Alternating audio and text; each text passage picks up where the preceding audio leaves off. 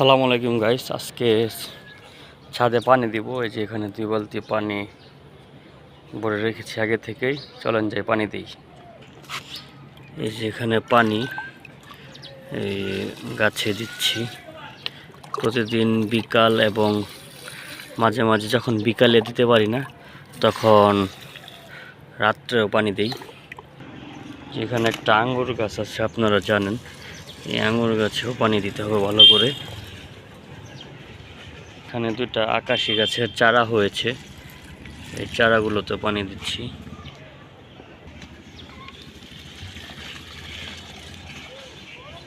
যে এখানে একটা আকাশি গাছের চারা আছে, এটাতেও দিব। যেখানে একটা করল্লা গাছ আছে, এটা আপনারা জানেন ইতিমধ্যে এখানে করল্লা হয়েছে।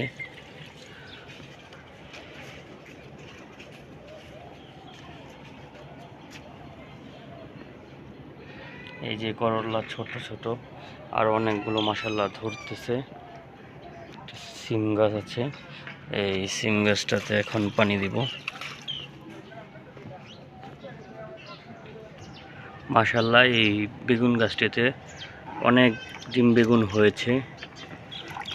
এটার যত্ন নিতে হবে, আর আমি প্রত্যেকটা গাছেরই মোটামুটি ভালোই যত্ন নিয়ে থাকি। আপনারা জানেন, আমার ভিডিও যারা দেখেন।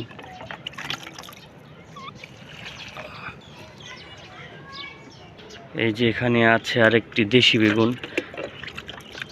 ওই দিন এখান থেকে একটা বেগুন পেয়েছি। বেগুন গাছে আপনারা জানেন অনেক প্রচণ্ড পরিমাণ পানি দিতে হয়। আর এই যে এখানে একটি লেবু গাছ আছে, বালতিতে যেহেতু পানি কমে পুরোটা দিয়ে দিব। এখন আরও পানি নিয়ে আসি,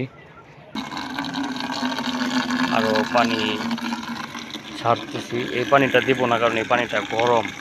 এটা যখন আগে আমি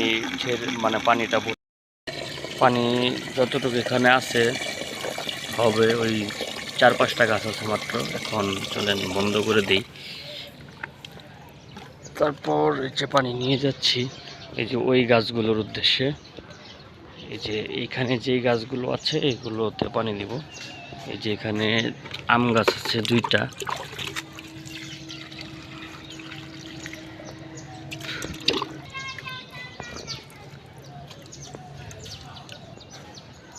এই যে এখানে একটা আম গাছ আছে।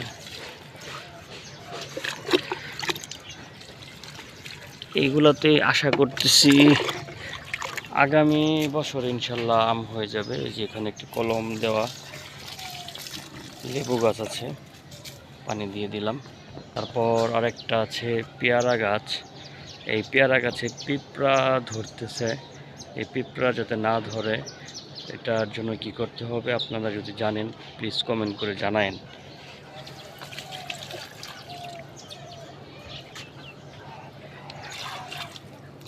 আর এখানে একটা মালটা গাছ আছে, এই মালটা গাছেও পানি দিচ্ছি।